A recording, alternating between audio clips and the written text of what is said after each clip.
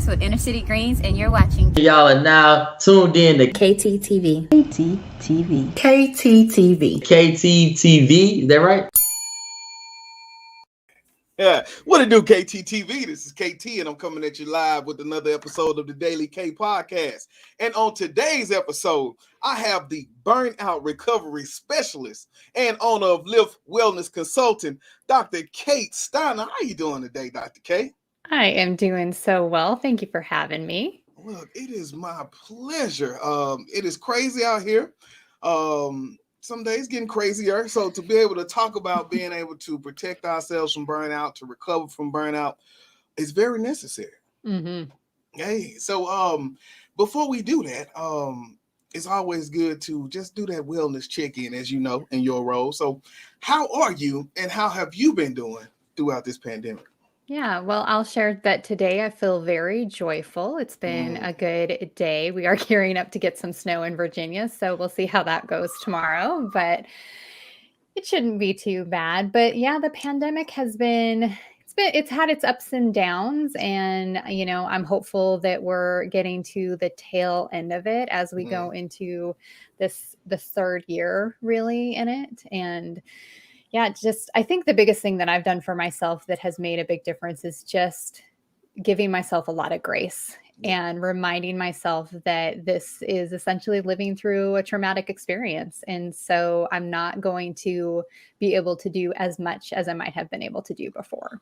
Yeah. And like you said, putting it into perspective, when I tell you traumatic, at my school, the beginning of the school year was real. Like we got cases, and then it kind of slowed down. And so then with the new variant came, as we were out for Christmas break, things started to rise a little bit. Yeah. When you talk about trauma, I'm like, oh no, it's about to happen again. So totally understand where you're coming from about that. And so when we're looking at the business, for me, a lot of the times, a lot of my work or my life is through the business. So whether it's motivation or putting out the videos, like I put out my quotes every morning, and it's because I need those quotes, right, too. Mm-hmm. So just thinking about that, has there been any part of your life that kind of pushed you into the burnout recovery? Like, did you have to recover? I definitely had to recover. So I had a long-standing career in higher education and student affairs for 17 years, and I left that career in May of 2021 to go into the burnout recovery space full-time. Had been doing it kind of, on the side, and decided that it was a good time to make the move to solopreneur and give that a shot. But about 8 years ago, I really experienced my own battle with burnout. And looking back, I say that I became the worst version of myself. Like I'd lost all the joy and playfulness that I was, really known for and continue to be known for now. But instead, I was this kind of angry person, this short-tempered person, someone who I always had tears right behind my eyes and felt a sadness that I didn't really know where it was coming from. And I said things like, tomorrow this will be better, or when the semester ends, this will be better, or I was in an unhealthy relationship at the time. So when the relationship gets to this point, things will be better. And really realizing that it took some time, but recognizing that it was burnout that I was facing. It was burnout with work. It was burnout with the relationship. It was burnout with my PhD program and finishing that up at the time. And I needed some professional help to start my recovery path. And fortunately, I got connected with a really great professional counselor, but that really catapulted me into the space even more. So I was already researching wellness and burnout and those kinds of things, but now it had become like my mission in life to support people in this, and recognizing that it's not something that we can completely avoid, but we absolutely can become more resilient to it so that we recover faster. Man, I'm looking forward to this conversation, because when I tell you, it is real in my world.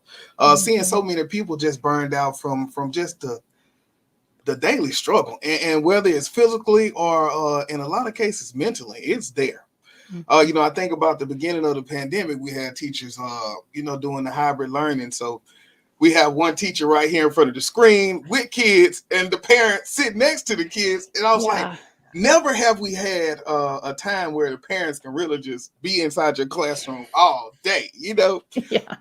So as we got ready to go to that summer, I really don't know if people really recovered from that, because as soon as we came back, it was rough. So how could we have recovered or saved ourselves from burnout when you're thinking about teachers going from summer to back to the classroom? Yeah, that is, I think that's a tough thing to address, because I truly think that in the situation and with this pandemic and in those pieces and with educators and teachers, that everyone has truly done the very best they could when it came to just managing that, the expectations that were put upon them, and the expectations that I think educators probably put on themselves to still deliver really quality education for their students, and to be there for their students who were going through this trauma and those kinds of things. I think the only thing that, looking back, folks maybe could have done is offered themselves the grace of taking a break in between and giving some time in the summer. And sometimes we get wrapped up in like future planning and future thought that we don't allow ourselves to be in the present moment. And I think we all do this as humans, is we either get wrapped up in thinking about the past and how we wish we could have changed something, or we get wrapped up in worrying about the future. And then we miss actually living in our present space, which is where we can actually find some recoup and rest and recovery. Man, that's it. So I think about, like you said, your work in education. So then that lets me know, like, why you put, if nobody else knows, but so you understand. So then just looking at my city, right? We have one district here that gave teachers an extra one day off after the MLK holiday. And we have another one that gave the next 3 or 4 Fridays, something like that off, just to avoid or recover from a burnout. Mm-hmm. Will this really work? Is this something that would actually work? And if so, what could they do, like on that day or something? Like, how do you soak? Yeah, I think it can help. I don't know that it is the complete solution to burnout with teachers and education, because I think that that's probably more systemic. That's more of a system piece in that regard. I think there are some bigger changes that need to happen in regard to work hours, expectation, pay. Those kinds of things that need to be adjusted, and because our teachers need to be valued and know that they're valued so that they can commit to that passion. But I do think the extra time away from work does help when it's used intentionally. So when you are in a place where, okay, now I have this time off, but it's then spent in the home or running errands and chores and those kinds of things. So essentially you burn out on those pieces as opposed to, trying to get everything done. I think utilizing that time to really do some intentional rest. And I really like to recommend that folks connect with some kind of passion outside of their workspace. So something that they really enjoy doing that doesn't involve their workspace. It could be taking a nap. If you enjoy taking a nap, take the nap on that day off. I really like the Hallmark Channel, so I might choose to spend that day like binge watching Hallmark movies in that regard. So, but doing something that actually brings like rest to your life on that day off so that you feel a little more recouped when you head back to work. Yeah, I remember a lot of teachers were saying, oh, it's time to go back. I got to cut off my nap. So my nap time is not working.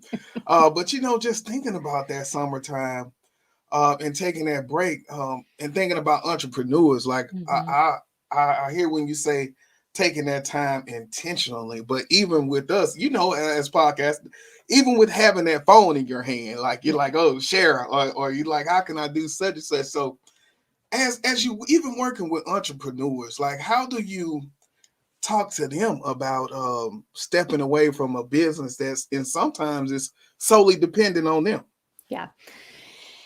Yeah. For me, I know it's really important to, one, remind myself that I can't be, sometimes I need the rest in order to be more productive in my business, that rest and relaxing or taking downtime is actually the most productive and effective thing that I can do in that moment, because no one can, run themselves 24 hours a day, 7 days a week, nonstop. The body won't let you do that.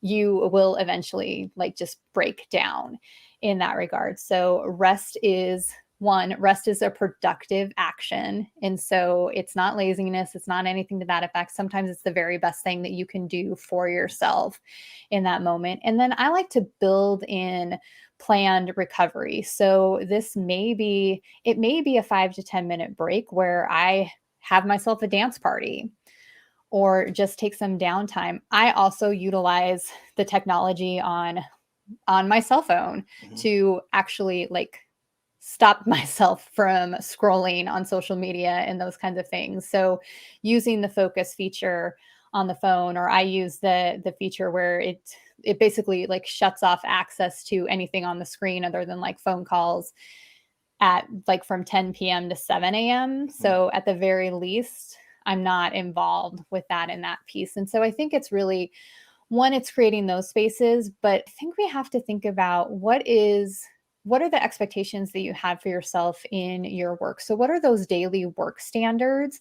that you put for yourself? And we do have to set boundaries with ourselves sometimes in order to have that recovery space. Now, the next question, because I definitely need to set boundaries with myself. So can you give me help? What is the first way to even set a boundary with yourself? Yeah. So the first thing is to really identify something you need in order to, I refer to it as living my happiest, healthiest life, right? So what is something that I really need in order to show up as my very best self each and every day? Yeah. And for example, something that I have had to be really intentional about in changing is how much water I drink every day. And so I realized that I needed to increase that I needed to do a better job of making sure that I was well hydrated, because it gave me better energy throughout the day. And so creating small habits and goals around that has helped. So tracking, making a little competition with myself in order to do that. But so that first piece is identify the things that are going to help you show up as your best self, and then find easy ways and small steps to incorporate them into your life on a daily basis. Man, and as you work with educators, part of that is needing to take that day off, right? That mental health day. Mm-hmm. But you say, well, my class or for me, it's oh, well, the teachers or my observations or things gets pushed so far behind. Yeah. So as you work with educators and people in that field, how do you, and even having a preventative, how do you talk to them about being okay with taking that day off to maybe prevent or recover from that burnout? Yeah. Yeah. So I think teachers, educators, anyone who is in a helping profession in any kind of way, and I get this too, because I'm the same, we went into the profession because we want to help people. We genuinely care about the other humans that are around us. And so to take space and time away from them can bring on some guilt in those kinds of pieces. And I think what I have started reminding myself of is that I can show up better for me, better for the people around me, when I take time to have that intentional recovery space, when I take time to, feel my emotions and in honor that I need some downtime, or I need time to read, or time to work out, whatever that looks like, and allowing that. And I think it's important that we recognize that just as individuals, we are worth that care. So we give so much care to other people, and sometimes we forget that we are just as worthy of that care from ourselves. Yes. as the care we give to other people. So some of those reminders for ourselves are ways that you can start to lessen that guilt. And there's the piece that most folks will be just fine. Yeah. And most of the things that happen can be attended to the next day. Yeah. And that we will be there to attend to it, and we'll be in a better place to attend to it because we've given ourselves that rest. I agree. Getting the job in the beginning, it was like, man, it's so much. And so I was staying there until 6, 7 o'clock. The computer shuts off automatically at 7. So I'll be there. And that was my signal. Okay, maybe it's time to go. Or sometimes I would just keep going. But even like last Sunday, so I find myself going in on Sundays and saying, oh, well, I got to get my week set up so I can get out in the building. But all of those pieces. And so understanding that is what I guess deposits into the burnout, goes into it. And so just thinking about, like you're saying, what do I need to show up as my best self? Man, so easier said than done. That is true. And it's a practice, right? So I think burnout recovery and maintaining that recovery, it's a process. It is a continual practice. And and it evolves and changes as we evolve and change as humans too. So what I needed as recovery in my 20s is completely different than what I need now that I'm in my 40s. So I think that's important to think about too, is how does that change and how do our life circumstances change in what we need for that rest too. Yeah. And I don't know if we can actually put it into a plan without making a specific reason. Yeah. But when we think about recovery, right, and we're looking at it's not a one size fits all. It's kind of whatever you need. Yeah. But when we think about recovery, can you give us ideas of what and even if you got to attach it to something, it's cool. Yeah. So a couple of things that I think are incredibly important for anyone to include in recovery to support themselves in recovery are, the first is play. So having a playful, being playful, having a playful mindset, having fun and that enjoyment. So often as adults, we kind of forget to be playful humans, and play has so many great benefits. We know that is how children learn, but it's also how adults learn too. It helps us be more creative and better problem solvers. It alleviates stress. It brings joy. So finding ways to incorporate play into your day is a really important aspect of recovery. So for me, it's probably going to be like, it's a dance party. And if there's a good song on, it doesn't matter if it's the grocery store or a parking lot or Lowe's, I'm going to be dancing down the aisle. Yeah. And so finding ways to do that. So it may be, telling a joke with your partner. It may be playing with your pets or your children. But there are lots of playing a card game, playing a game on your phone. There are lots of ways to incorporate play into your life. The second piece that I will offer for folks is create what I call a comfort list.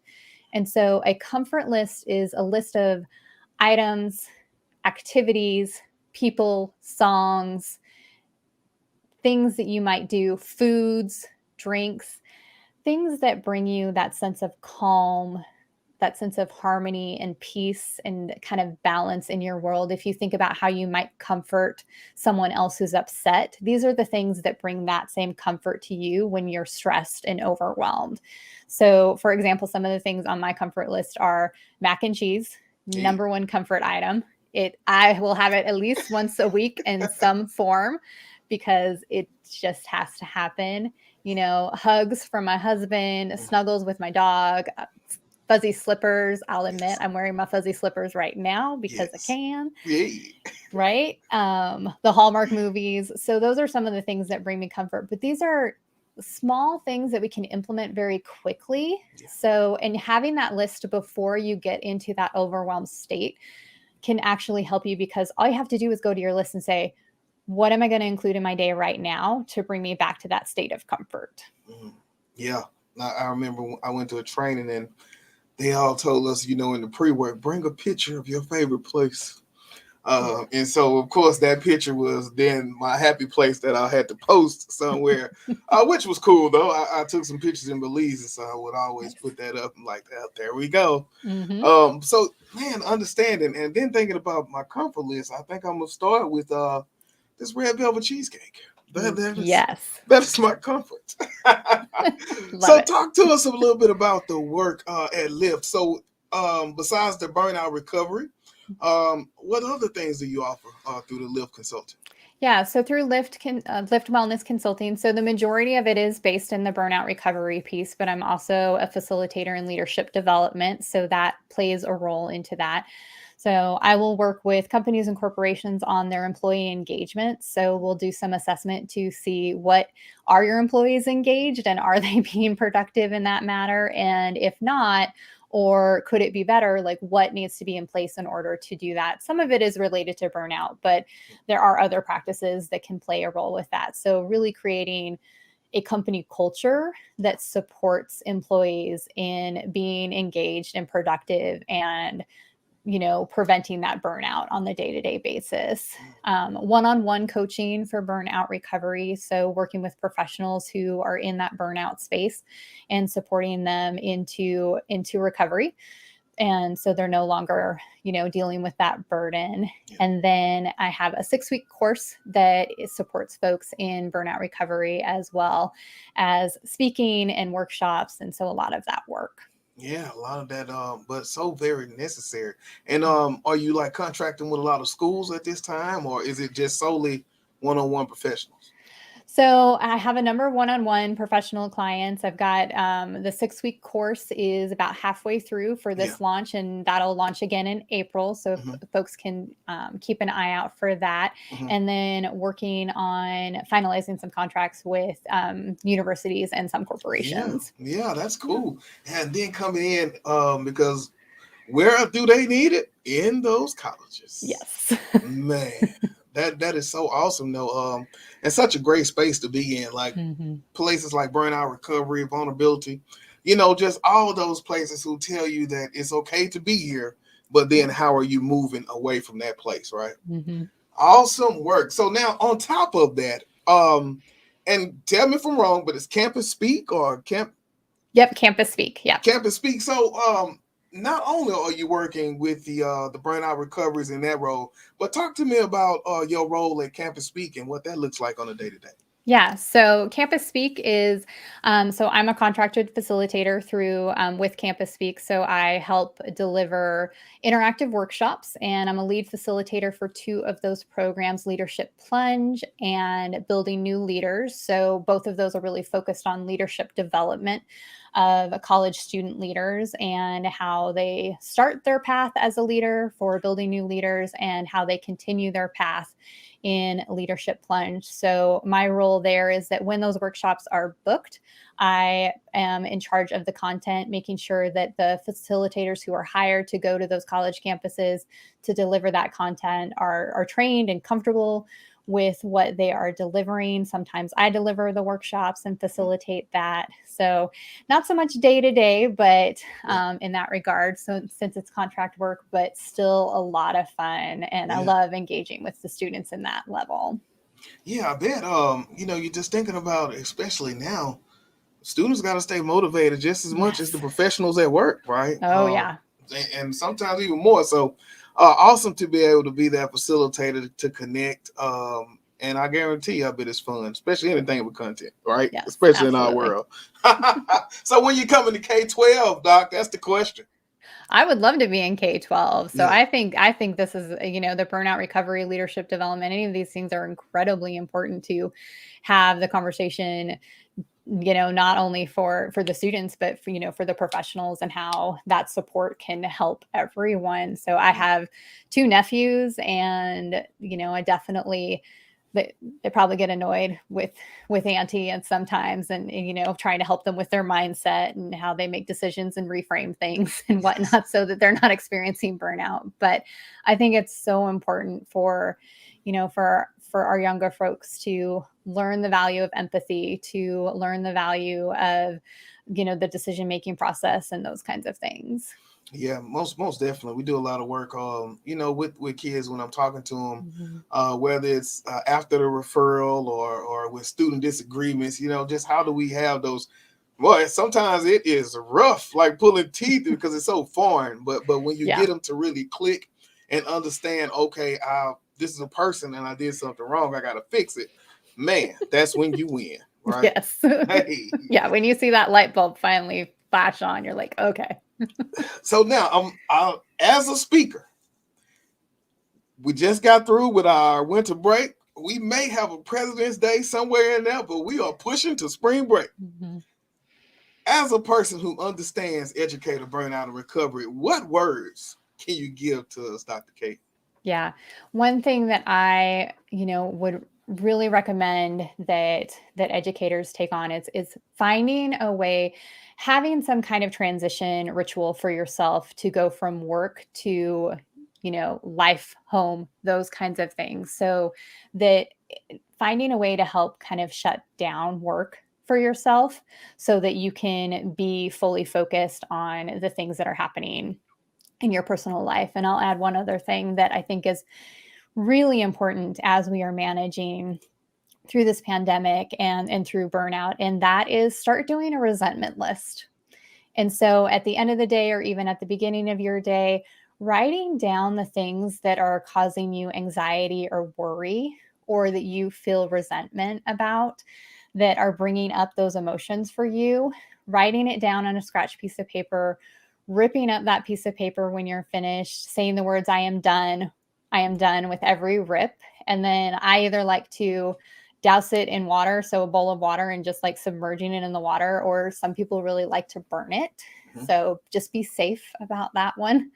So, but what that does is creates a release for yourself. And so if you are finding yourself getting home and continuing to have those thoughts of worry or anxiety when it comes to work, give yourself that moment to have a bit of a release from that, so you can focus a little more presently on the space that's around you.